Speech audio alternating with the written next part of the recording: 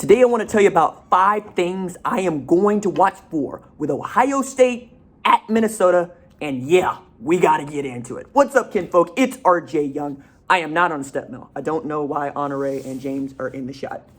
Consider hitting the like and subscribe button because I upload a video every single day. It's always college football related, sports related. We have a good time. Today, I'm the smart dude that traveled to Minneapolis without a tripod. So this is why we're doing it this way. But I got a call from a friend saying, yo, RJ, I need you to give me some points to look for with Ohio State at Minnesota. And I'm like, yo, dog, kind of busy. And he was like, no, you're not. And I'm like, no, I'm not. So yeah, I wanted to talk about this anyway, quite honestly. And he just gave me the nudge that I needed to do it. The first thing that I am going to be looking for is CJ Stroud, right? Obviously, that is the story. He is the starting quarterback for Ohio State, and you know what I have been saying about him if you follow this channel at all. His rise through the ranks has been nothing short of inspiring. Like, he was 860th in the country in February 2019 and rose all the way to number 42 overall by August 2020, in part, almost exclusively, by winning Elite 11 Finals MVP, right? This dude beat out Jack Miller, Kyle McCord, and I think is going to keep Quinn Ewers on the bench at Ohio State. And you know what he's inheriting, right? He's inheriting a Lamborghini, which brings me to the second thing that I am going to be looking for with Ohio State at Minnesota, and that is Ohio State's wide receiving core, right? I know that Chris Olave is the number 1. I know that Garrett Wilson is the number 2. I also know that the number 1 wide receiver in the 2021 class is having a hard time breaking into the starting lineup. That is how loaded Ohio State is. And as we are talking about it, I think we can say it now.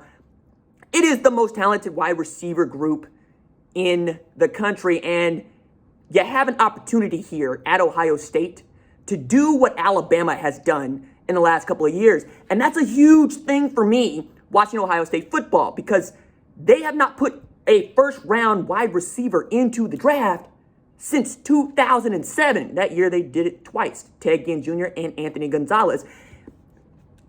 Gonzalez has gone into politics, and Ted Ginn retired. Like, that's how long it's been. Yes, I know about Michael Thomas, right? Yes, I know about Curtis Samuel, but you get my point here, right? I'm talking about getting drafted in the first round, like Devontae Smith, like Jalen Waddle, like Jerry Jeudy, like Henry Ruggs. And on it goes. And I think you're going to start to see some of that with a Chris Olave, with a Garrett Wilson, and then behind them, Marvin Harrison Jr., who apparently is just an absolute monster and a stud. Julian Fleming, the number 1 wide receiver in the 2020 class. Jackson Smith-Njigba, who is making these circus catches, right?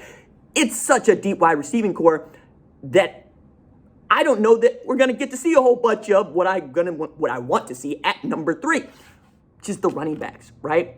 I think they got some depth there, right? They got Master Teague, who is every bit of a hoss, right? And he'll be the number 1. Marcus Crowley is still there, as is Mayan Williams, who apparently goes by Pork Chop now. So I'm calling Pork Chop. You want to be called Pork Chop.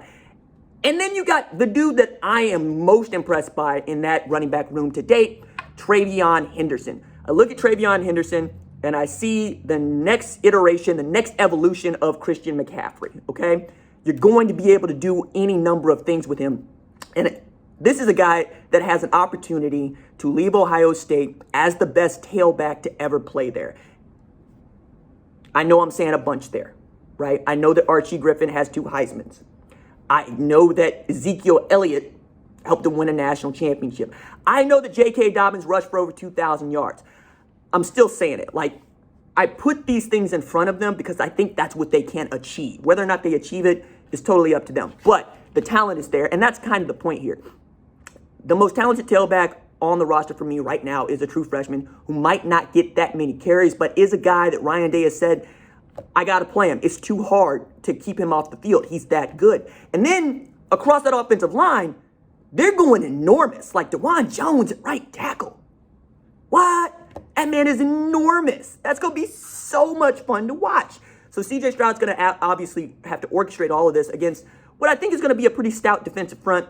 It's going to feature a dude in Minnesota's Boye Mafe. Boye Mafe is, I think, going to be an every down kind of just awesome rusher off the edge.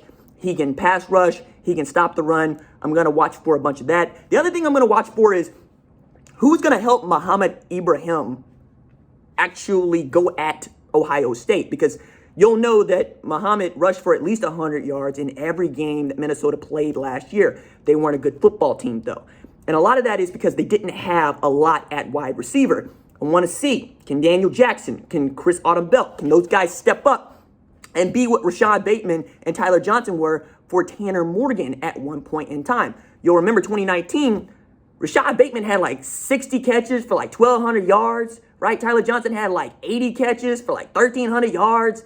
He had dudes to throw the rock to. Who's going to catch the passes? Because I think you're going to be able to run some play action if you want to, right?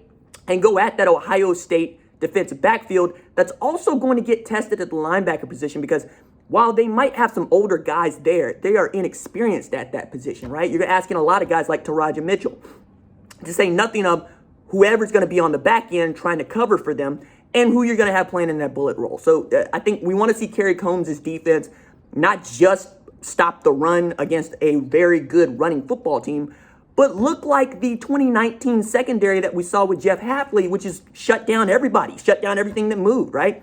You had a Jordan Fuller that could really help you out. You had a Sean Wade in 2019 that could really help you out. You also had Jeff Okudah, who was like a top 5 NFL draft pick in 2020. Like, it was stupid back there. And it has a chance to be stupid back there again. So those are the things that I am watching for.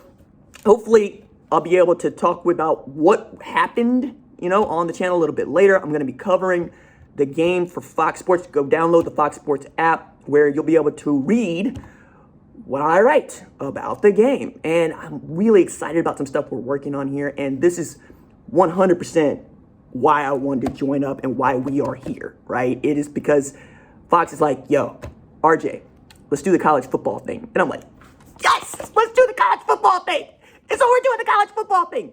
Remember, also the #1 ranked show on podcast on Fox Sports app here, obviously on YouTube. We will react to September 4th games for Sunday morning. Lock it in. It's going to be a killer show. We're getting so much better. We're getting so good.